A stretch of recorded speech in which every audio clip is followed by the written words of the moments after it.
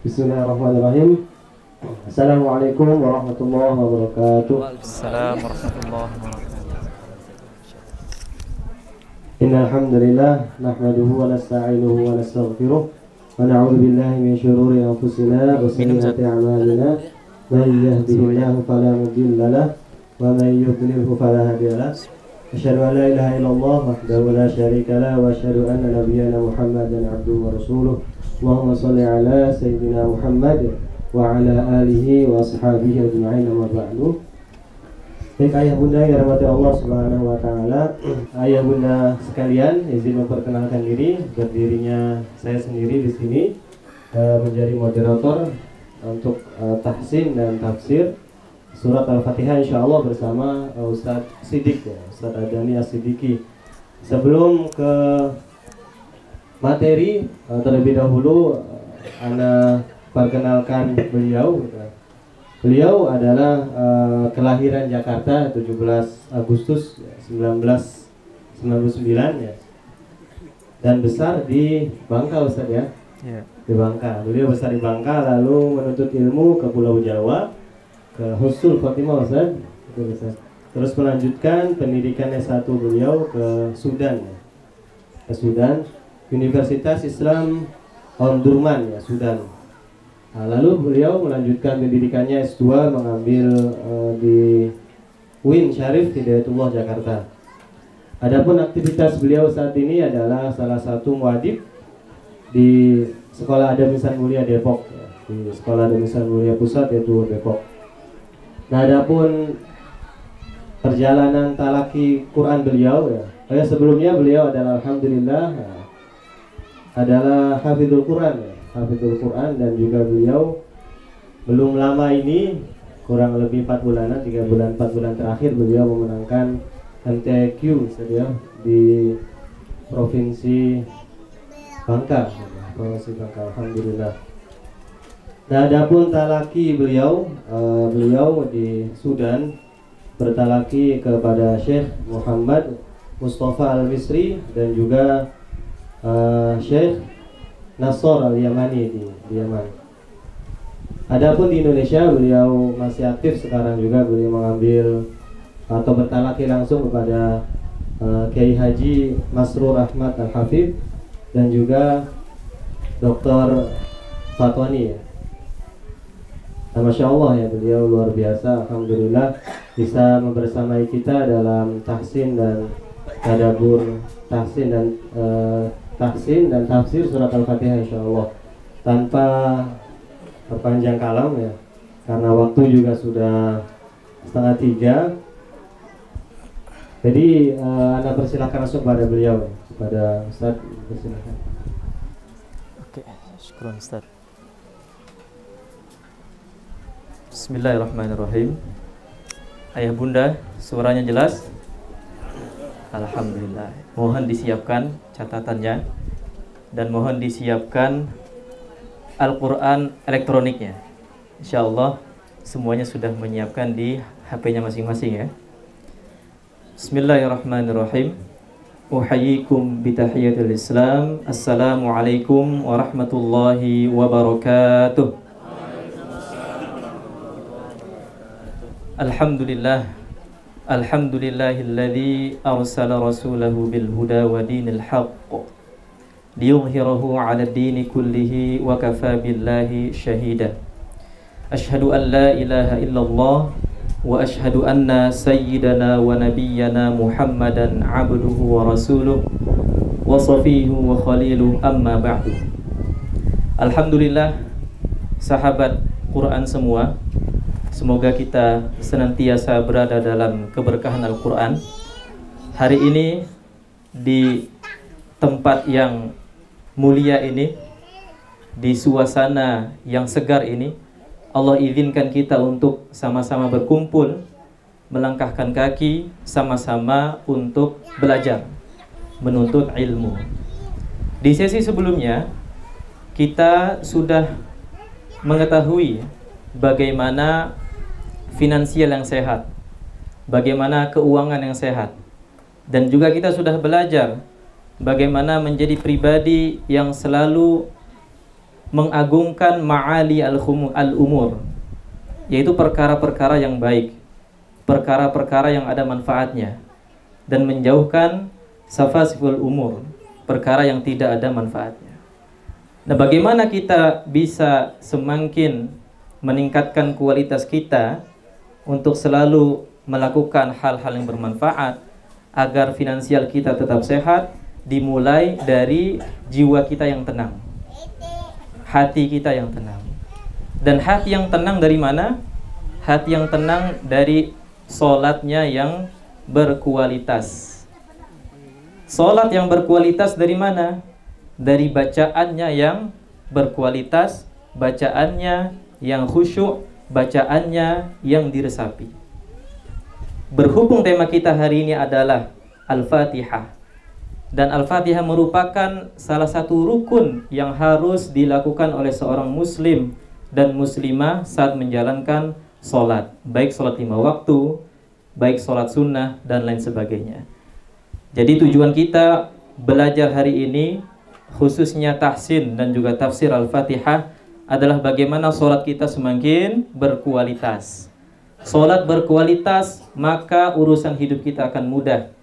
Segala permasalahan Allah akan berikan jalan keluarnya. Segala hal-hal yang bersifat al-hammu tadi, keresahan akan masa depan, ataupun al-hazan, kesedihan akan masa lalu, Allah akan berikan jalan keluarnya. Allah menjadikan jiwa kita semakin tenang. Ayah bunda sekalian yang dirahmati Allah Subhanahu wa ta'ala, sebelum kita memasuki sesi tafsir, insya Allah sama-sama kita akan memperbaiki bacaan Al-Fatihah kita. Ya, tadi sudah disampaikan oleh MC ya, bahwa Al-Fatihah adalah kewajiban yang kita lakukan di dalam sholat. Dan setidaknya dalam sholat kita membaca berapa? Berapa kali Al-Fatihah? Minimal 17 kali Al-Fatihah.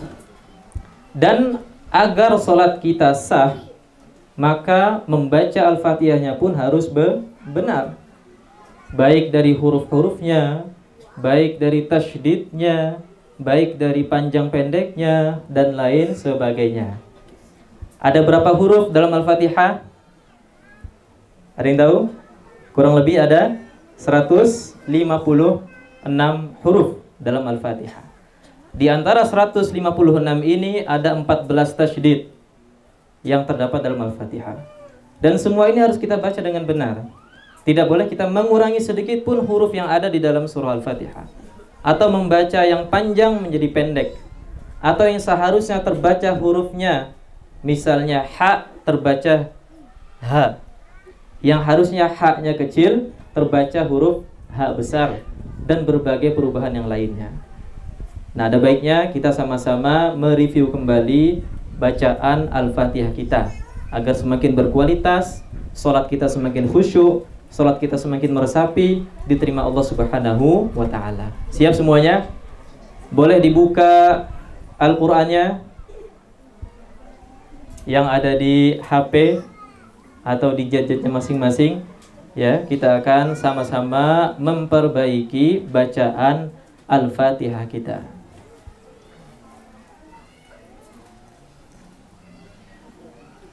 Baik, kita mulai ya.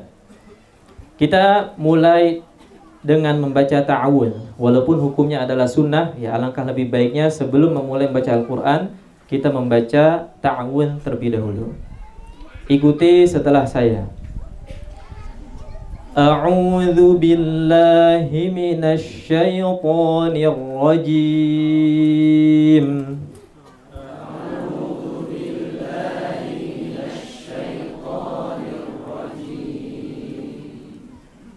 Lanjut ayat pertama. Bismillahirrahmanirrahim.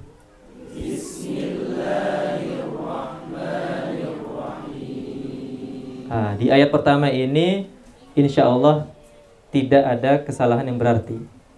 Hanya saja yang perlu diperhatikan adalah pengucapan huruf ha-nya.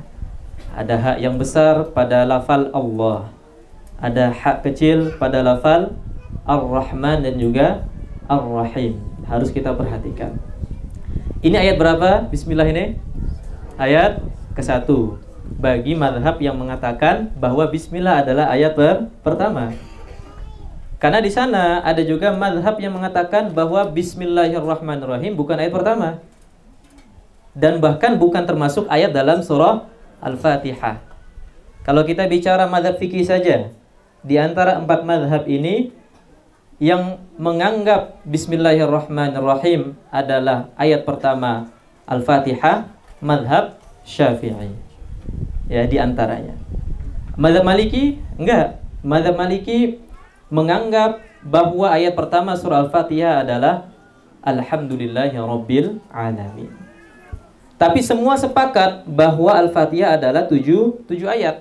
Nanti kita akan sama-sama mengetahui di mana ayat ke-7-nya. Lanjut ayat kedua. Alhamdulillahi rabbil alamin. Silakan. Alhamdulillahi rabbil alamin. Oke. Kesalahan yang umum terjadi pertama adalah pada lafal alhamdu. Ya, alhamdu pada huruf ha-nya. Pada huruf ha-nya. Nah, orang ya ketika misalnya belum pernah ngaji sebelumnya, maka dia akan membaca alhamdu ini dengan apa? Alhamdu. Seperti kita mengucapkan huruf ha dalam bahasa Indonesia. Memang alhamdu, ha kecil tidak ada padanannya di Indonesia. Karena kita dalam bahasa kita hanya huruf ha saja biasa. Nah, ini pentingnya kita ngaji. Apakah ini merubah arti? Jelas merubah arti. Ketika kita membaca alhamdu yang artinya adalah segala puji, kita rubah menjadi alhamdu yang artinya adalah segala kerusakan, kebinasaan, dan artinya sangat jauh. Apakah ini mempengaruhi kesahnya Al-Fatihah? Keabsahannya Al-Fatihah? Jelas mempengaruhi. Dan kalau kita salah membaca, kemudian Al-Fatihahnya rusak, maka potensi sholatnya juga menjadi rusak dan sholatnya tidak sah. Oke. Pertama, alhamdu lillahi rabbil alamin. Ini kesalahan yang kedua yang umum terjadi adalah mengucapkan huruf ain pada lafal al-alamin. Seharusnya diucapkan dengan huruf ain al-alamin, tapi malah mengucapkannya alhamdulillahi rabbil alamin. Penting kita mengetahui bahwa huruf ain dan huruf hamzah berdekatan. Ya, huruf ain terletak di mana? Huruf ain di tengah tenggorokan. Huruf hamzah ada di mana? Di bawahnya, di bawah ya, tenggorokan bagian bawah. Sangat berdekatan. Alangkah baiknya kita teliti dalam membaca ayat yang kedua. Lanjut ayat yang ketiga. Ar-Rahmanir Rahim.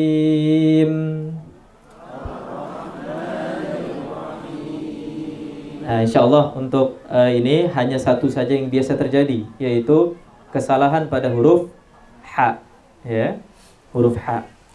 Lanjut ayat keempat. Maliki yaumiddin.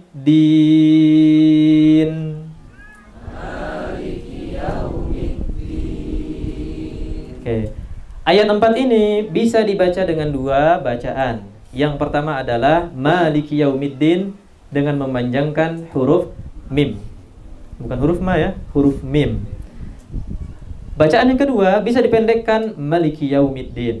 Tapi ini bukan yang kita baca di Indonesia. Ya, kita ketahui bahwa dalam fikih ada namanya mazhab fikih, dalam Al-Qur'an ada yang namanya mazhab Al-Quran, atau dalam pembahasan khusus disebut dengan ilmu qiraat. Ternyata cara membaca Al-Quran tidak hanya satu. Ada kurang lebih sampai saat ini 28 mazhab ya dalam membaca Al-Quran. Akan lebih lengkapnya ketika kita belajar sebuah cabang ilmu khusus yang namanya adalah ilmu qiraat. Jadi pada lafal Maliki yaumiddin ada mazhab lain yang membaca Maliki yaumiddin. Ada mazhab lain juga membaca Malaka yaumiddin dan lain sebagainya. Tapi yang kita amalkan di Indonesia adalah bacaan yang pada umumnya Maliki yaumiddin, dengan memanjangkan huruf mim ya, dan juga mengkasrohkan huruf mim yang ada pada yaumiddin. Itu untuk ayat keempat. Insya Allah tidak ada kesalahan yang terjadi ya pada ayat keempat ini. Ayat kelima, Iyyaka na'budu wa iyyaka nasta'in. Iyyaka na'budu wa iyyaka nasta'in. Alhamdulillah. Kesalahan yang sering kali terjadi pada ayat kelima ini adalah tidak membaca lafal iyyaka dengan tasydid. Sehingga dia membaca apa? Iyyaka na'budu wa iyyaka nasta'in. Entah karena tidak tahu atau karena terburu-buru. Kalau tahu hukumnya dan sengaja melakukannya, maka rusak Al-Fatihahnya. Dan berbeda artinya. Ketika kita melafalkan iyyaka dengan tasydid, maka artinya adalah apa? Hanya kepada engkaulah. Hanya kepada engkaulah ya Allah. Dengan melafalkan tasydid iyyaka. Sedangkan ketika kita melafalkan tanpa tasydid, langsung saja iyyaka, artinya apa? Cahaya matahari. Sehingga akan fatal ketika kita melafalkan iyyaka dengan tasydid, iyyaka na'budu wa iyyaka nasta'in. Hanya kepada engkaulah kami menyembah dan hanya kepada engkaulah kami memohon pertolongan. Tanpa tasydid, iyyaka na'budu wa iyyaka nasta'in. Kepada cahaya mataharilah kami menyembah dan cahaya mataharilah kami memohon pertolongan. Sangat jauh artinya. Ini menjadi perhatian kita bersama. Dan kalau seorang sengaja melakukan ini di dalam sholat ataupun di luar sholat, tahu artinya, maka bisa jatuh ke dalam kekafiran. Sampai setegas itu ulama membahasnya. Lanjut ayat ke-6. Ihdinas siratal mustaqim. Ihdinas siratal mustaqim. Ihdinas siratal mustaqim. Ihdinas siratal mustaqim. Oke, kesalahan yang sering terjadi adalah pada lafal ha, ihdi. Ya, harusnya dibaca dengan huruf H besar ya, atau dulu kita belajar yang seperti burung hantu ya, H seperti burung hantu. Harusnya dibaca dengan H besar yang tempatnya adalah di kerongkongan yang bawah. Kerongkongan atau tenggorokan? Apa? Kerongkongan atau tenggorokan? Tenggorokan. Kalau kerongkongan untuk makanan ya, kalau tenggorokan untuk nafas, untuk udara. Hak yang seharusnya diucapkan dari tenggorokan yang bagian bawah, tapi karena kurang teliti atau karena tidak tahu, sehingga dia mengucapkannya dari tenggorokan bagian tengah, sehingga menjadi ihdi. Nah, ini tentu bisa merubah arti. Ihdinas siratal mustaqim. Kesalahan yang umum terjadi kedua adalah pada lafal as-sirat, pada huruf shad. Pada huruf shad. Huruf shad ya. Shad sama seperti huruf sin tempatnya. Sa, so sama. Sa, so. Yang beda adalah huruf sin dibaca tipis, sedangkan huruf shad dibaca tebal. Itu saja bedanya. Makhrajnya sama, tempatnya sama, tapi sifatnya berbeda. Sin itu sifatnya tipis atau yang kita kenal dengan istifal, sedangkan shad itu sifatnya tebal atau istilahnya adalah isti'la. Nah, itu yang membedakan. Tapi karena belum belajar tentang makhraj, tentang sifat, dan hanya mendengar, oh ternyata kayaknya bacanya gini, sehingga dia memaksa ihdinas mengarah ke huruf shin. Pernah mendengar? Nah, ya imam-imam yang ada, nah wallahu alam apa sebabnya, ulama memberikan solusi ketika dalam lafal as-sirat saja sulit mengucapkan huruf shad ya, maka solusinya adalah baca dengan huruf sin. Boleh ihdinas boleh dengan huruf sin, boleh boleh dengan huruf shad juga boleh. Ini solusi yang ditawarkan oleh para ulama, sehingga mengucapkannya sesuai. Dia mengucapkan sin berarti sin, atau dia mengucapkan huruf shad berarti huruf shad. Jangan tidak jelas antara sin dan shad. Ihdinas syirat, sehingga mengarah ke huruf shin. Nah, ini dipermasalahkan. Jadi buat kita ya yang belum fasih mengucapkan huruf shad, maka jalan keluarnya adalah ucapkan huruf shad itu dengan huruf sin, tidak masalah. Al-Fatihahnya aman dan sholatnya juga aman. Itu ya, itu solusi dari para ulama tajwid. Ihdinas siratal mustaqim. Lalu di ayat ke-7, siratal ladzina an'amta 'alaihim. Silakan.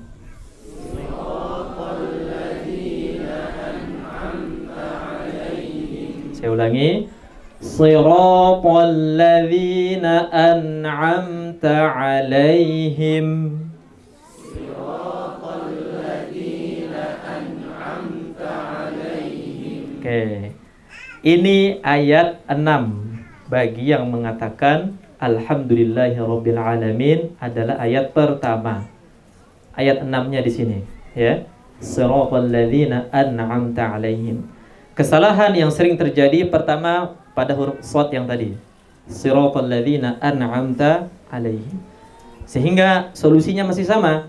Ketika sulit mengucapkan huruf shad, maka langsung baca dengan huruf sin. Ya, jangan dipaksa untuk mengucapkan shad.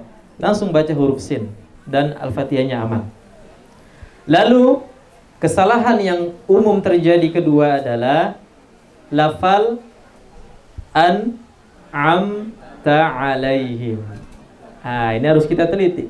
Kadang-kala kalau terburu-buru membacanya, maka bisa kemungkinan pertama an'amta 'alaihim, atau kemungkinan kedua an'amta 'alaihim. Antara semuanya dengan huruf hamzah atau semuanya dengan huruf ain. Kalau kita teliti, kita lihat saja tulisannya misalnya, bahwa yang pertama adalah huruf hamzah. Betul? Huruf hamzah. Lalu yang kedua adalah huruf ain. Nah, ini mudah sebetulnya. Pertama hamzah, yang kedua ain. Pertama hamzah, kedua ain. Tapi karena kurang teliti sehingga terbaca tadi an'amta 'alaihim atau an'amta 'alaihim. Nah, ini menjadi perhatian kita bersama. Ya, kita ajari anak-anak kita, ajari saudara kita, kerabat kita, bahwa hal ini sering terjadi, jangan sampai terjadi kesalahan lagi. Apakah bisa merubah arti? Jelas merubah arti. Mengapa? Karena huruf yang seharusnya dibaca hamzah malah dibaca ain, yang seharusnya dibaca ain malah dibaca hamzah, dan bisa mempengaruhi keabsahan sholat kita.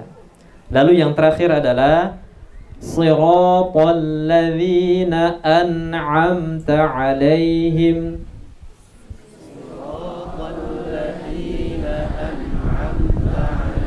Oke, ini ayat 7 atau ayat 6 bagi yang berpendapat alhamdulillahirabbil alamin ayat pertama. Lalu ayat berikutnya ghairil maghdubi 'alaihim waladdallin.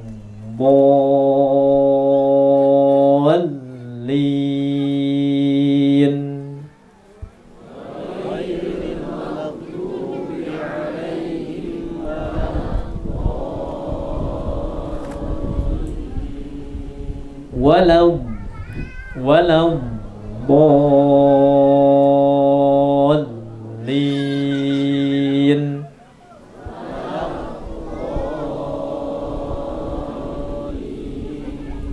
Dan ini ayat ke-7 ya, ayat ke-7 bagi yang berpendapat alhamdulillahirabbil alamin adalah ayat pertama.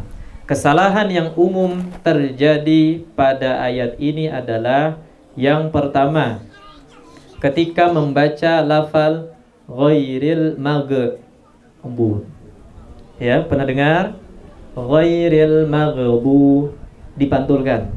Nah, ini kesalahan yang umum terjadi, bahwa huruf ghain bukan huruf qalqalah, bukan huruf yang dipantulkan, sehingga tidak boleh dipantulkan.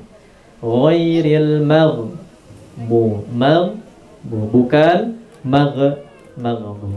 Alaihim bo. Nah, karena ya huruf bod itu, huruf bod adalah huruf yang paling sulit diucapkan. Ngerasa ya? Ketika kita belajar pengucapan huruf bod, dan ini tidak ada padanannya dalam bahasa kita. Betul ya?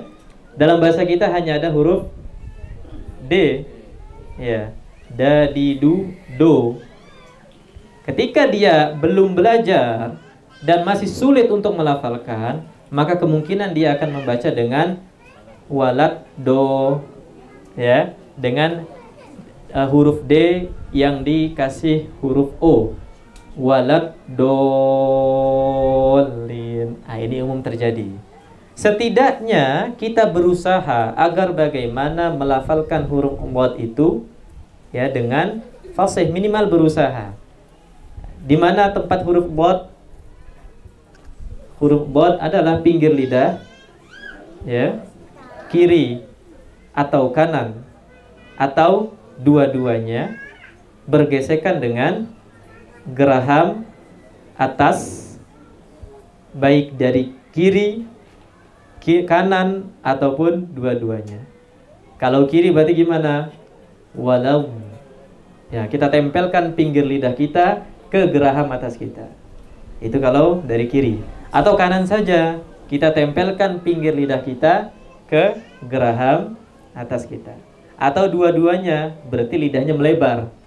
Lidahnya melebar dan sisi-sisi kanan dan kiri menempel pada geraham atas, kiri dan juga kanan. Sehingga ketika menempel itu akan terdengar suara yang menggelayut, atau dalam sifatnya dikenal dengan sifat istiqalah, suara yang memanjang, suara yang menggelayut. Walau, ya, walau, itu ada suara menggelayutnya. Nah, itu cara mengucapkan huruf bod.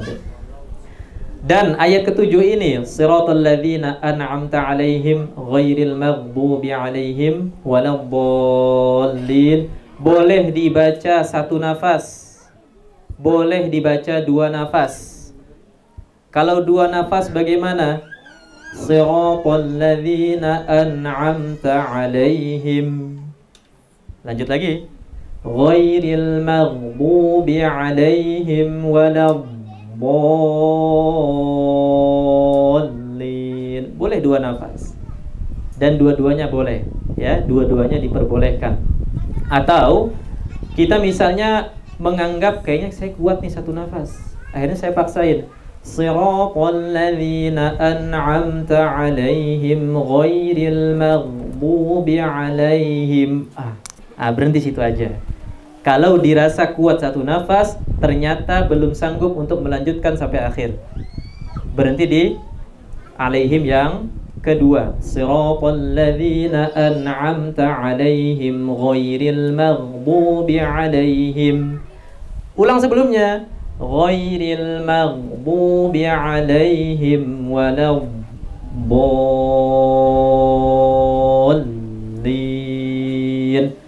Amin. Alhamdulillah, kita sudah selesai dari tahsin surah Al-Fatihah.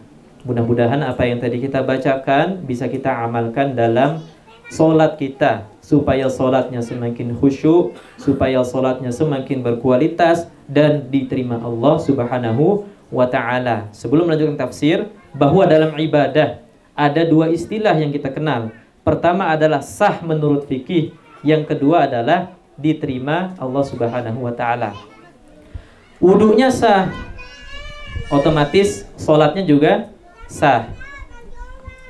Rukun-rukunnya dijalankan, syarat-syaratnya, pembatal-pembatalnya juga dijauhkan. Sah secara fikih? Sah. Apakah diterima Allah? Belum tentu. Makanya ketika kita mengatakan sebuah ibadah itu adalah sah, maka belum tentu diterima Allah Subhanahu wa ta'ala. Makanya istilah sah itu disebut dengan nisful qabul, setengah dari harapan diterima Allah. Supaya apa? Apa yang melengkapi setengahnya adalah dengan kita khusyuk dalam sholat, adalah dengan bacaan kita yang berkualitas, adalah dengan meresapi setiap bacaan-bacaan sholat kita. Sehingga setengah peluang kita diterima ditutupi oleh setengah yang lainnya dan diterima Allah Subhanahu wa taala. Karena banyak sekali ya kita menemukan hadis-hadis berapa banyak orang yang beribadah ya, salatnya, puasanya, qiyamul lailnya, di akhirat nanti dia akan muflis, bangkrut, tidak mendapatkan pahala apapun. Sah secara fikih, iya. Sah secara fikih, tapi tidak diterima Allah Subhanahu wa taala. Mengapa? Karena dia dalam salatnya melakukan kemakruhan dalam salat. Dalam salatnya tidak khusyuk, mikir hal-hal yang lain. Dalam salatnya tidak meresapi. Puasanya iya puasa, sahur iya, tidak melakukan pembatal puasa, tapi puasa ada tujuannya untuk pamer misalnya, untuk mendapatkan sesuatu yang sifatnya materi dan sebagainya. Maka sah secara fikih, tapi belum tentu diterima Allah Subhanahu wa taala. Ini yang perlu kita jaga.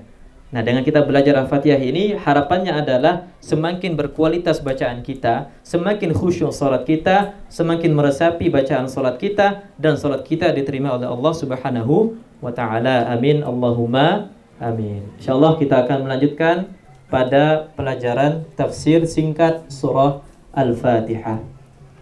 Ada sisa waktu tidak banyak, mudah-mudahan di waktu yang tidak banyak ini sama-sama kita maksimalkan, mencatat apa yang perlu dicatat, ditanyakan nanti apa yang perlu ditanyakan. Mudah-mudahan semuanya mendapatkan manfaat.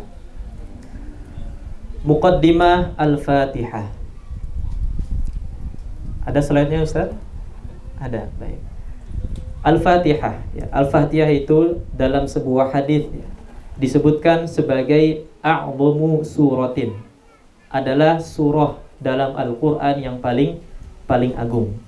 Mengapa? Karena surah Al-Fatihah membahas pokok-pokok agama secara umum.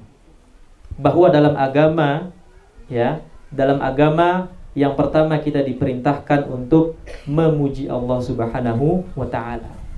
Yang kedua, diperintahkan untuk memahami sifat-sifat Allah yang terkandung dalam Al-Qur'an. Berikutnya adalah tujuan kita diciptakan di dunia ini, yaitu beribadah kepada Allah Subhanahu wa taala. Kemudian tujuan pokok agama juga adalah agar bagaimana kita yang sudah diberikan tuntunan berupa Al-Qur'an, berupa As-Sunnah dan pedoman-pedoman yang lainnya bisa selamat di dunia dan juga selamat di akhirat. Dan semua unsur-unsur ini terkumpul dalam surah Al-Fatihah. Oleh karena itu dia disebut sebagai surah yang paling agung. Dan kita ketahui juga bahwa Al-Fatihah memiliki banyak nama. Pertama ada yang disebut sebagai apa? Ummul Kitab. Nama lainnya juga adalah Ummul Quran.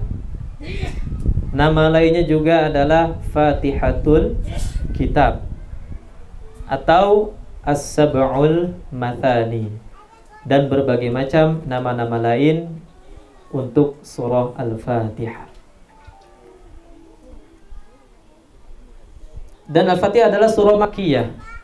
Artinya adalah surah yang diturunkan oleh Allah Subhanahu wa taala melalui malaikat Jibril kepada Nabi Muhammad sallallahu alaihi wasallam sebelum peristiwa hijrah. Ya, jadi Makkiyah itu bukan turun di kota Mekah, tapi turun sebelum peristiwa hijrahnya Nabi Muhammad sallallahu alaihi wasallam dari kota Makkah ke kota Madinah. Dan keistimewaan berikutnya adalah Al-Fatihah adalah cahaya yang diturunkan Allah melalui malaikatnya kepada Nabi Muhammad SAW. Kisahnya adalah Jibril sedang bersama Nabi. Kemudian terdengar ada suara yang keras dari langit. Ya, seperti suara sesuatu yang jatuh dari atas langit. Mereka pun keluar, ya. Kemudian melihat ternyata langit sedang dibuka. Dan ada malaikat khusus yang Allah tugaskan untuk menurunkan dua cahaya dari langit tersebut. Yang pertama adalah surah Al-Fatihah. Yang kedua adalah khawatim suratil Baqarah, yaitu dua ayat terakhir pada surah Al-Baqarah.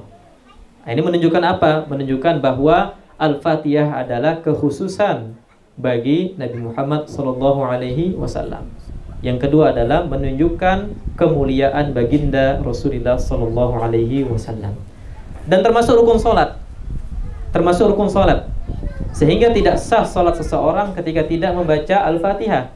Hadisnya sudah sama-sama kita baca, kita dengar, baik di mimbar-mimbar, di halakoh-halakoh, di kajian-kajian. Hadisnya ada riwayat Ubadah ibnu Samit radhiyallahu anhu bahwa Rasulullah sallallahu alaihi wasallam bersabda, la salata liman lam yaqra bi Fatihatil kitab. Tidak sah salat seseorang ya liman lam yaqra, bagi yang tidak membaca bi Fatihatil kitab, surah Al-Fatihah. Bagi tiga mazhab ya, bagi tiga mazhab, mazhab Maliki, mazhab Hambali, mazhab satu lagi apa? Syafi'i, berpendapat bahwa Al-Fatihah rukun dalam sholat. Rukun dalam sholat, sehingga wajib untuk dibaca. Khususnya mazhab Syafi'i, lebih ketat lagi. Mazhab Syafi'i yang sama-sama kita amalkan di Indonesia khususnya, bahwa Al-Fatihah wajib dibaca, baik sholatnya sendiri, sholatnya berjamaah, sholatnya sholat yang wajib atau sholat yang sunnah dan lain sebagainya, kecuali yang masbuk ya, karena Al-Fatihahnya sudah ditanggung oleh imam. Adapun mazhab Hanafi berpendapat bahwa Al-Fatihah bukanlah rukun sholat, mazhab Hanafi. Dan mazhab ini dianut oleh kebanyakan saudara kita di Asia Tengah. Di mana itu? Asia Tengah? India ya, Pakistan, Bangladesh, sebagian juga di Turki. Teman-teman kita yang di Turki, saudara kita di Cina itu mazhabnya Hanafi. Nah, Hanafi ini berpendapat bahwa Al-Fatihah bukanlah rukun sholat. Karena apa? Perintah Allah itu hanya membaca faqra'u ma tayassara minal Qur'an. Dalam surah apa itu? Surah Al-Muzammil ya saudara. Bahwa perintah Allah adalah membaca apa yang mudah bagimu dari Al-Quran. Nah, berapa minimal kadarnya? Dijelaskan dalam mazhab tersebut, minimal 3 ayat pendek atau 1 ayat panjang. Sehingga tidak perlu baca Al-Fatihah, tapi sholatnya tidak sempurna. Lebih sempurna lagi kalau membaca surah Al-Fatihah. Ini adalah pendapat dari mazhab Hanafi. Nah, jadi perbedaan ini adalah rahmat ya. Perbedaan rahmat ya, mudah-mudahan kita semakin ya bijak dalam memahami perbedaan, khususnya perbedaan dalam masalah fikih. Nah, tujuan surah ini adalah mengenal Allah lebih dekat.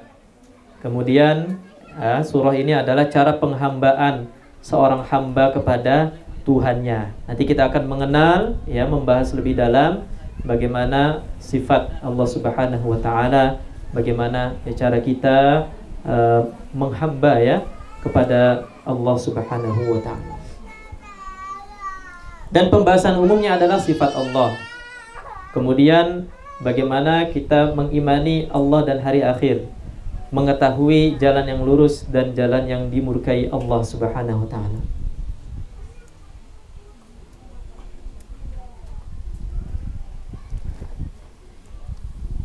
Ayat pertama, Bismillahirrahmanirrahim. Di sini ada, Ibu? Oke, jelas ya. Ayat pertama, apakah basmalah termasuk sebagai ayat dalam surah Fatihah? Tadi sudah kita singgung ya, bahwa mazhab Syafi'i berpendapat basmalah termasuk ayat pertama dalam surah Al-Fatihah. Adapun mazhab Maliki berpendapat bahwa Bismillahirrahmanirrahim bukanlah ayat dalam Al-Fatihah. Jadi kalau sholat itu, waktu kami kuliah di Sudan, mazhabnya Maliki. Allahu Akbar, Alhamdulillahi Rabbil Alamin. Hilang itu bismillahnya.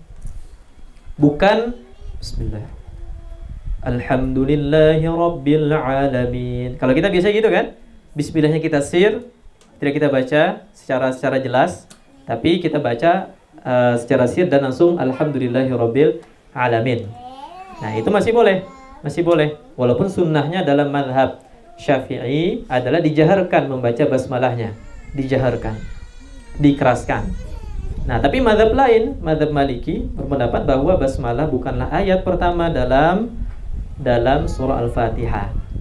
Begitu pula perbedaan ini terjadi pada mazhab Quran atau mazhab qiraat. Mazhab lain juga berpendapat ya bahwa basmalah bukanlah ayat pertama. Yang berpendapat basmalah ayat pertama adalah Imam Asim dan Imam Kisai.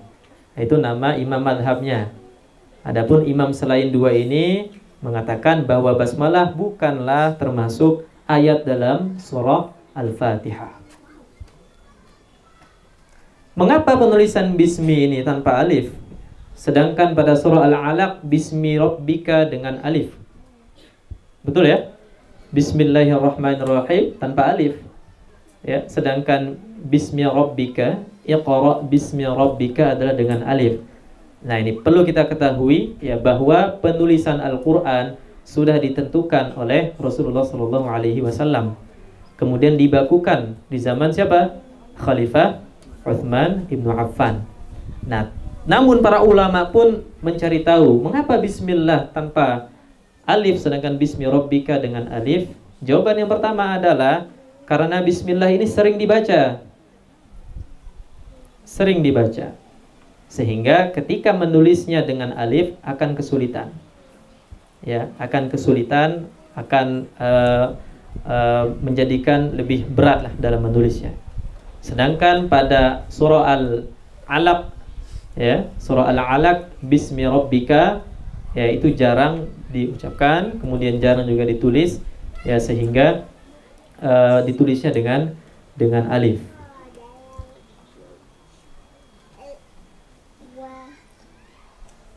Dan pada ayat ini bismillahirrahmanirrahim terkandung juga asmaul husnanya Allah. Sifat baiknya Allah yaitu Ar-Rahman dan juga Ar-Rahim. Ar-Rahman artinya adalah yang maha pengasih, Ar-Rahim yang maha penyayang. Akan kita bahas di ayat ketiga.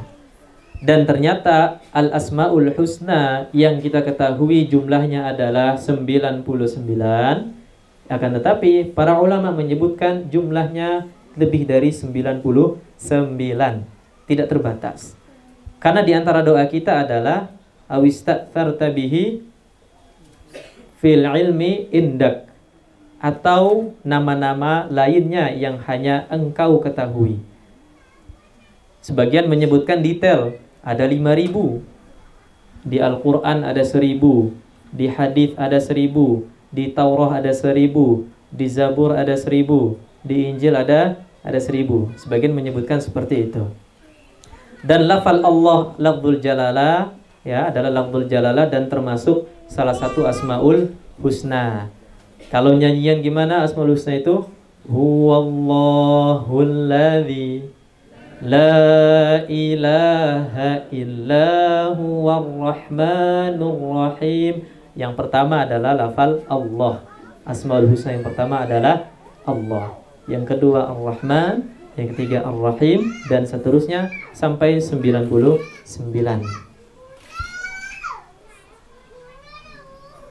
Dalam sebuah hadis disebutkan bahwa kullu amrin dzibalin la yubda'u fihi bi bismillahirrahmanirrahim fahuwa aqta'u fahuwa ajdam fahuwa abtar. Setiap perkara yang memiliki kedudukan dalam syariat tidak diawali dengan bismillahirrahmanirrahim, maka terputus berkahnya. Inilah yang menjadi dasar kita, walaupun status hadisnya dhaif, tapi bisa diamalkan. Inilah yang menjadi dasar kita ya untuk membaca, mengawali setiap aktivitas kita dengan bismillahirrahmanirrahim, dengan nama Allah yang maha pengasih lagi maha penyayang. Ternyata hukumnya ada 4. Ada yang bilang sunnah, hukumnya sunnah dalam perkara yang penting, membaca, menulis, makan dan sebagainya. Ada hukumnya haram, seperti kita bermaksiat dengan bismillahirrahmanirrahim. Sebelum maksiat kita baca dulu bismillahirrahmanirrahim. Haram hukumnya dan berdosa. Ada juga yang mengatakan makruh, ketika kita melakukan hal yang makruh dengan bismillahirrahmanirrahim, maka itu juga hukumnya makruh. Ya, dan juga ada yang mengatakan hukumnya adalah wajib ketika salat. Ya, itu adalah keutamaan yang pertama, bismillahirrahmanirrahim. Lalu ayat yang kedua, di ayat ini Allah Subhanahu wa taala berfirman, alhamdulillahi rabbil alamin. Dalam sebuah hadis juga disebutkan bahwa setiap perkara yang penting yang memiliki kedudukan dalam syariat yang tidak diawali dengan bismillah, dengan alhamdulillahi rabbil alamin, maka terputuslah berkahnya. Makanya ungkapan syukur paling indah adalah alhamdulillahi rabbil alamin.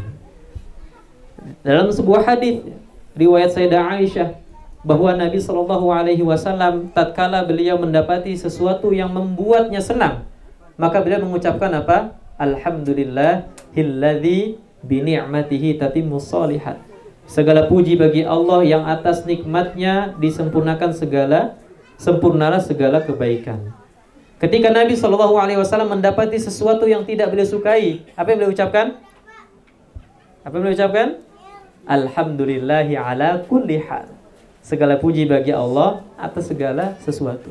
Jadi semuanya itu baik dan buruknya menurut kita adalah apa? Ketentuan yang baik dari Allah Subhanahu wa taala. Buruk menurut kita belum tentu buruk. Baik menurut kita belum tentu baik. Maka sesuatu yang kita senangi ataupun tidak, semuanya adalah baik. Oleh karena itu anjurannya adalah selalu bersyukur, mengucapkan alhamdulillahi rabbil alamin. Dan juga hamdalah, lafal alhamdulillahi rabbil alamin merupakan pelengkap dari basmalah. Ketika kita misalnya melihat atau membuka sebuah buku, kita akan mendapati urutan yang pertama adalah bismillahirrahmanirrahim. Lalu yang kedua alhamdulillahi rabbil alamin. Nah, keduanya ini saling berdampingan. Arti Rabb adalah secara bahasa tuan atau raja. Bisa disebut juga pemelihara atau Tuhan. Sedangkan al-alamin adalah seluruh alam, segenap alam. Al-Imam Qatadah berpendapat bahwa al-alamin adalah segala sesuatu selain Allah Subhanahu wa taala. Itu yang disebut dengan al-alamin. Ada yang mengatakan bahwa al-alamin adalah segala sesuatu yang membutuhkan tempat dan membutuhkan waktu. Ya, kalau kita belajar akidah singkat ya, bahwa Allah itu tidak butuh waktu ya. Allah tidak butuh tempat. Allah tidak serupa dengan makhluknya. Sedangkan al-alamin artinya adalah segala sesuatu selain Allah Subhanahu wa ta'ala. Lalu di ayat ketiga, Ar-Rahmanir Rahim. Di ayat ini merupakan mengandung targhib atau motivasi. Setelah pada ayat yang kedua, Allah Subhanahu wa ta'ala menunjukkan bahwa Allah adalah Tuhan segenap alam. Ya, seolah itu apa? Masuk ke dalam hati kita, menimbulkan rasa takut kepada Allah, mengandung ancaman di situ. Setelah ancaman disebutkan, maka datanglah berikutnya adalah targhib, yaitu motivasi. Ar-Rahmanir Rahim. Makanya dalam Al-Fatihah ini jiwa kita dibolak-balik, emosional kita dibolak-balik. Pada ayat yang kedua Allah menyebutkan bahwa akulah Tuhan segenap alam. Di ayat ketiga Allah balikan lagi, Allah lunakkan lagi. Tuhan segenap alam itu adalah yang Ar-Rahmanir Rahim, yang Maha Pengasih dan juga Maha Penyayang. Apa itu Ar-Rahman? Ar-Rahman adalah yang Maha Pengasih. Maha Pengasih bagi seluruh makhluknya, baik yang muslim maupun non-muslim, baik manusia maupun hewan, bagi segenap makhluknya. Dan ini yang menjadi dasar kita, mengapa orang non-muslim ketika melakukan kebaikan, ya, dia mendapatkan balasannya. Ini jawabannya. Karena sifat rahmannya Allah. Ketika seorang non-muslim misalnya, ya, bersedekah atau membantu orang lain, Allah balas nggak kebaikannya? Di dunia, Allah balas. Allah gantikan dia dengan yang lebih baik. Allah berikan dia rezeki yang lancar, rezeki yang mudah. Begitu pula orang non-muslim misalnya belajar sungguh-sungguh, giat dalam bekerja, dalam berusaha, maka Allah akan balas itu dengan keberhasilan dan kesuksesan. Nah, ini adalah implementasi dari sifat rahmannya Allah Subhanahu wa ta'ala. Begitu pula seorang muslim ketika bersungguh-sungguh belajar dengan giat, berusaha dengan giat, tentu balasannya lebih besar lagi. Sedangkan pada ayat Ar-Rahim adalah khusus hanya untuk orang muslim saja, orang yang beriman saja, berupa pahala di dunia dan berupa surga di akhirat nanti. Ini adalah kedua sifat Allah Subhanahu wa ta'ala, yang Ar-Rahman ditentukan untuk seluruh makhluknya, sedangkan Ar-Rahim khusus hanya untuk orang-orang yang beriman saja. Nah, orang yang non-muslim, ya di dunia banyak jasanya, Allah ganti dengan kebaikan yang berlipat, tapi di akhirat bagaikan fata morgana, a'maluhum kasarab. Amal-amal baiknya di dunia itu kasarab, seperti fata morgana. Ada wujudnya, ada, tapi setelah didatangi hilang wujudnya. Itu adalah bagaimana gambaran perbuatan-perbuatan baik yang dilakukan oleh orang-orang kafir, ya. Wujudnya ada, akan tetapi tidak mendapatkan pahala dari Allah Subhanahu wa ta'ala. Lalu pada ayat keempat, Allah berfirman, Maliki yaumiddin. Kita sudah menyinggung tadi ada dua cara dalam membaca ayat Maliki yaumiddin. Bisa dibaca dengan Maliki yaumiddin atau dengan Maliki yaumiddin, memendekkan huruf mimnya. Nah, yang benar yang mana? Dua-duanya benar. Mau membaca Maliki yaumiddin boleh, membaca Maliki yaumiddin boleh juga, tapi untuk yang membaca pendek Maliki yaumiddin, ini madhabnya bukan madhab kita, madhab lain. Kalau mau membaca Maliki yaumiddin dengan pendek, maka harus sepaket juga dengan bacaan-bacaan yang lainnya. Nah, sehingga kita harus belajar ilmunya. Saya mau baca Maliki yaumiddin dengan pendek, boleh. Tapi ayat yang lainnya gimana dalam madhab ini? Apakah sama seperti madhabnya kita? Nah, jadi harus satu paket, ya, tidak boleh dicampur-campur. Nah, Malik adalah artinya penguasa. Sedangkan yaumiddin artinya adalah hari pembalasan. Nah, ad-din di situ diartikan sebagai hari pembalasan, ya, hari di mana setiap perbuatan kita dipertanggungjawabkan di hadapan Allah Subhanahu wa ta'ala. Sehingga ketika Allah bertanya, wa ma adraka ma yaumuddin, thumma ma adraka ma yaumuddin, jawabannya adalah yaumala tamliku nafsun li nafsin syai'a wal amru yawma idzin lillah. Pada hari pembalasan tersebut, setiap orang tidak bisa menolong temannya yang lain. Semua perkara diserahkan kepada Allah Subhanahu wa ta'ala. Bahkan tatkala kita dikumpulkan nanti di padang mahsyar dalam keadaan telanjang tanpa busana, kita pun gak peduli.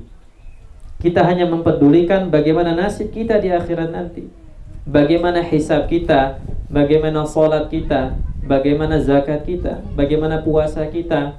Itu yang kita pikirkan. Makanya dalam ayat 4 ini, ya, Allah kembali mengguncang hati kita. Setelah kita tahu bahwa Ar-Rahmanir Rahim, Allah yang Maha Pengasih lagi Maha Penyayang, Allah guncangkan kembali agar kita tidak lalai bahwa Allah lah penguasa hari pembalasan. Setiap amal ibadah kita dipertanggungjawabkan oleh Allah di hadapan Allah Subhanahu wa ta'ala. Dan di ayat kelima Allah berfirman, Iyyaka na'budu wa iyyaka nasta'in. Hanya kepada Engkaulah kami menyembah, dan hanya kepada Engkaulah kami memohon pertolongan. Masya Allah, di ayat ini disebutkan dua unsur yang utama kita dalam menjalani kehidupan ini. Yang pertama adalah ibadah, yang kedua adalah isti'anah. Apa itu ibadah? Ibadah adalah segala sesuatu, baik perbuatan maupun perkataan yang diniatkan untuk Allah Subhanahu wa ta'ala. Itu arti ibadah. Artinya setiap perkara kita, setiap perbuatan kita, setiap gerak-gerik kita, apakah bernilai ibadah? Iya, ketika diniatkan untuk Allah Subhanahu wa taala. Makan misalnya, ya. Makan asalnya adalah mubah. Minum asalnya adalah mubah. Tatkala kita berniat dengan makan dengan minum untuk bisa mengisi energi dan beribadah dengan kuat, dengan maksimal, maka makan dan minum tersebut langsung bernilai ibadah dan mendapatkan pahala dari Allah Subhanahu wa ta'ala. Itu adalah ibadah. Jadi ibadah tidak hanya terbatas pada sholat, tidak hanya terbatas pada zakat dan ritual-ritual lainnya, akan tetapi banyak sekali ternyata perbuatan kita, sehari-hari kita yang kita niatkan untuk Allah Subhanahu wa ta'ala bernilai ibadah dan mendapatkan pahala di sisi Allah Subhanahu wa ta'ala. Dan merupakan tujuan utama mengapa kita diciptakan. Allah berfirman, "Wa ma khalaqatul jinna wal insa illa liya'budun." Tidaklah aku ciptakan jin dan manusia melainkan untuk menyembahku. Ini merupakan tujuan utama mengapa jin dan manusia diciptakan Allah Subhanahu wa ta'ala. Lalu berikutnya adalah isti'anah. Isti'anah dari kata nasta'in, artinya adalah memohon pertolongan. Dalam hidup senantiasa kita memohon pertolongan dari Allah Subhanahu wa ta'ala. Sampainya kita pada titik ini karena taufik dan pertolongan Allah. Kalaulah tanpa itu kita bukan apa-apa. Sampainya kita pada apa yang kita miliki sekarang karena hidayah dan pertolongan Allah Subhanahu wa ta'ala. Kita punya anak yang solih, ya, kita punya rumah yang solih, kita punya kendaraan yang solih, semua karena pertolongan Allah, semua karena izin Allah. Jadi jangan sampai kita menganggap bahwa apa yang kita dapat hari ini, apa yang kita capai hari ini karena diri kita. Semua karena pertolongan Allah. Dan dalam lafal iyyaka na'budu wa iyyaka nasta'in didahulukan lafal iyyaka daripada na'budu.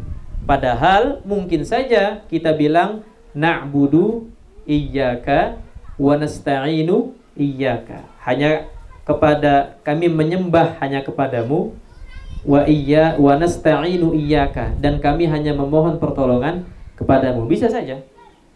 Lalu mengapa iyyaka didahulukan? Ya. Yang pertama adalah untuk menunjukkan bahwa ibadah dan memohon pertolongan hanya tertuju kepada siapa? Allah Subhanahu wa ta'ala.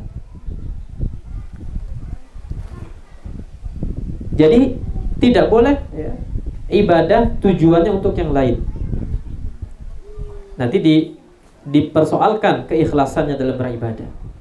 Nah, itu adalah mengapa alasan iyyaka didahulukan daripada lafal na'budunya. Nah, ini tinjauan kita dalam pembahasan bahasa Arab, ya, gramatika bahasa Arab. Nah, ini penting, ya, penting agar kita ketahui bersama. Dan juga di ayat ke-6 Allah berfirman, ihdinas siratal mustaqim. Ya, setelah kita membahas tadi bahwa hanya kepada Allah lah kita menyembah, kepada Allah lah kita memohon pertolongan. Nah, lalu bagaimana caranya kita menyembah dan memohon pertolongan? Apa yang membantu kita? Maka di ayat ini Allah pun melanjutkan, ihdinas siratal mustaqim. Mintalah hidayah kepada Allah. Hidayahnya apa? As-siratal mustaqim, yaitu jalan yang lurus. Dan hidayah kita ketahui terbagi menjadi dua.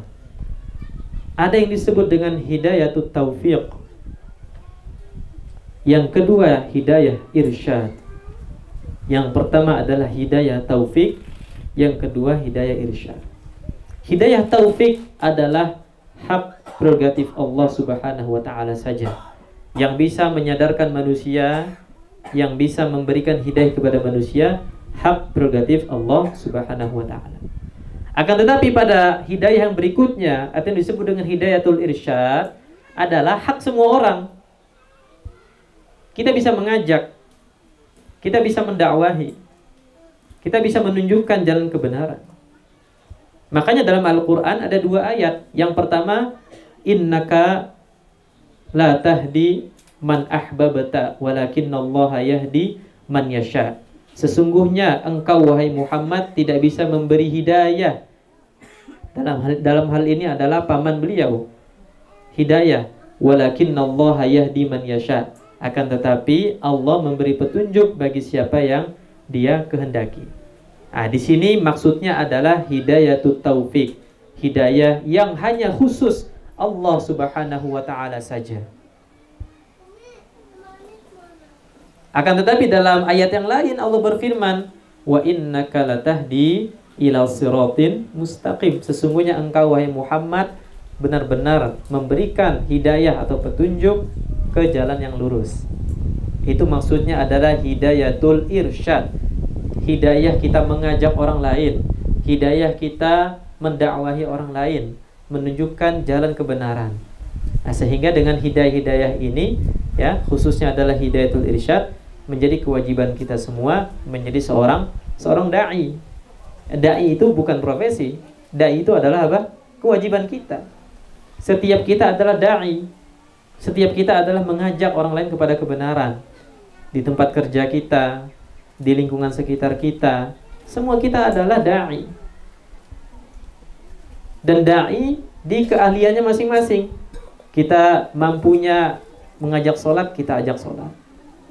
Kita mampunya ya untuk mengingatkan agar tidak melakukan sebuah keburukan misalnya, itu yang kita mampu, maka silahkan. Kita belum mampu untuk terang-terangan, yang kita bisa lakukan adalah menyindirnya, nggak apa-apa. Kita nggak mampu menyindirnya secara langsung, tapi lewat sosmed misalnya, nggak masalah. Setiap kita adalah da'i, setiap kita adalah mengajak orang lain kepada kebenaran, dan sudah kewajiban kita. Makanya ada yang disebut dengan solih, ada yang disebut dengan muslih. Solih adalah orang yang soleh dirinya, soleh pribadinya. Akan tetapi tingkatan berikutnya adalah muslih, soleh untuk dirinya dan soleh juga untuk orang lain.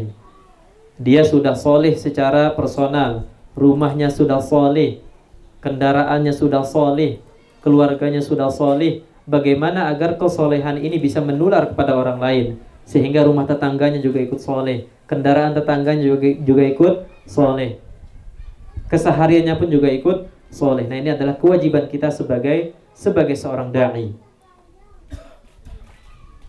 Dan hidayah itu dijemput, ya, bukan ditunggu. Hidayah itu dijemput. Maka banyak sekali kita saksikan bagaimana ya orang non-muslim ketika niat awalnya adalah untuk menyerang Islam, dia pun meneliti Al-Quran, mencari kesalahan yang ada di dalamnya. Pada titik tertentu dia mendapatkan hidayah dan masuk ke dalam Islam. Makanya rumusnya adalah dijemput. Seperti rumus apa? Rumusnya duit. Apa itu duit? Duit adalah doa, U-nya usaha, I-nya ikhtiar, T-nya tawakal. Kita berdoa sehari minimal 17 kali agar Allah senantiasa menunjukkan jalan kebenaran untuk kita. Setelah doa kita usaha beramal soleh, usaha meningkatkan ketakwaan kita, usaha membantu sesama kita. Setelah doa dan usaha ini, maka itulah yang disebut dengan ikhtiar. Ikhtiar adalah gabungan dari doa dan usaha. Usaha tanpa doa adalah sombong, doa tanpa usaha adalah sia-sia. Ya, doa tanpa usaha adalah sia-sia, usaha tanpa doa adalah sombong. Jangan sampai kita mengandalkan kemampuan diri kita tanpa meminta hidayah dan pertolongan Allah. Itulah yang disebut dengan ikhtiar. Setelah kita ikhtiar, setelah kita berdoa, setelah kita berusaha, maka serahkan semuanya kepada Allah. Itulah yang disebut dengan tawakal. Tawakal adalah menyerahkan kemampuan kita kepada Allah Subhanahu wa taala setelah sebelumnya kita berusaha. Aku sudah belajar malam ini untuk ujian besok pagi. Itu namanya tawakal. Aku sudah belajar malam ini, ya Allah, mudahkanlah aku. Itu adalah tawakal. Akan tetapi ketika seorang misalnya, nah nggak usah belajar lah, Allah maha baik, Allah Maha Pengasih, Allah Maha Penyayang, insya Allah besok Allah mudahkan. Tawakal aja. Nah, itu bukan disebut tawakal, melainkan tawakal tanpa double huruf K. Ya, tawakal. Tawakal adalah menyerahkan diri tanpa berusaha sebelumnya. Jangan sampai kita sebagai seorang muslim tawakal, tapi kita tawakal. Nah, ini menjadi sebab keberhasilan segala urusan-urusan kita. Lalu apa jalan yang lurus itu? Dijelaskan di ayat ke-7 bahwa Allah berfirman, siratal ladzina an'amta 'alaihim ghairil maghdubi 'alaihim waladdallin. Pertama adalah jalan yang lurus adalah jalan yang engkau beri nikmat kepada mereka. An'amta 'alaihim. Siapa mereka? Dalam surah An-Nisa ayat 69 Allah menjelaskan mereka adalah waman yuti'illaha war rasul faulaika ma'al ladzina an'ama Allahu 'alaihim minan nabiyyina was-siddiqina wasyuhada was-salihin. Adalah orang yang diberi nikmat Allah Subhanahu wa taala, minan nabiyyin, dari kalangan nabi, was-siddiqin, orang-orang yang siddiq, orang-orang yang jujur, yang lurus, yang benar, wasyuhada, orang yang mati syahid, was-salihin, orang yang saleh. Kelak kita akan dikumpulkan bersama mereka semua. Amin Allahumma amin. Sehingga kita selalu berharap kepada Allah Subhanahu wa taala melalui surah Al-Fatihah ini, khususnya dalam salat, agar Allah kumpulkan kita bersama mereka kelak di jannahnya. Dan kita selalu berlindung kepada Allah agar jangan sampai kita menjadi golongan orang yang sesat dan orang yang dimurkai Allah Subhanahu wa taala. Siapa mereka? Orang yang dimurkai Allah adalah orang kaum Yahudi. Banyak sekali ayat-ayat ya yang menunjukkan bahwa mereka ditimpakan oleh murka Allah Subhanahu wa taala. Mereka mendapat murka Allah Subhanahu wa taala karena apa? Karena kelakuan mereka. Dan kita sudah sama-sama mengetahui dalam kajian-kajian kita bagaimana kelakuan orang Yahudi yang selalu membangkang perintah Allah. Sudah dijanjikan berbagai macam kenikmatan, sudah dijanjikan kemenangan, tetapi mereka membangkang dan mendapatkan murka dari Allah Subhanahu wa taala. Lalu kita berlindung juga agar Allah tidak memasukkan kita, menggolongkan kita ke orang-orang yang sesat. Siapa mereka? Adalah kaum Nasrani. Kaum Nasrani, mereka sesat. Mereka punya ilmu tapi tidak mengamalkan ilmunya. Orang Yahudi, mereka dimurkai Allah karena mereka beramal tanpa ilmu. Nah, akhirnya melalui surah Al-Fatihah ini, ya, kita sama-sama sebagai manusia, sebagai hamba Allah semakin kenal dengan Tuhan kita Allah. Kita kenal bahwa Allah Tuhan semesta alam, Allah yang menguasai hari pembalasan, Allah lah yang maha pengasih lagi maha penyayang. Hanya kepada Allah lah kita menyembah dan memohon pertolongan. Semakin kenal kita, semakin dekat kita, semakin tahu hakikat diri kita yang lemah. Tanpa ada Allah kita bukan siapa-siapa. Tanpa izin Allah, tanpa pertolongan Allah, kita tidak mungkin sampai ke titik ini. Kita tidak mungkin sampai ke karir kita sekarang ini. Kita tidak mungkin memiliki anak yang salih dan salihah, memiliki rumah yang layak, tempat tinggal yang layak, kecuali atas izin Allah Subhanahu wa taala. Maka perbanyaklah bersyukur, perbanyaklah beribadah, sering-seringlah kita bermuhasabah. Apa yang sudah kita lakukan, kita refleksikan. Apa yang belum baik kita perbaiki, apa yang sudah baik kita pertahankan sama-sama. Semoga Allah senantiasa menjaga kita semua, Allah memberkahi setiap urusan kita, Allah melancarkan setiap rezeki kita, dan diwafatkan dalam keadaan husnul khatimah. Amin Allahumma amin. Sekian yang dapat kami sampaikan, kurang lebihnya mohon maaf. Hadanallahu wa iyyakum ajma'in. Assalamualaikum warahmatullahi wabarakatuh.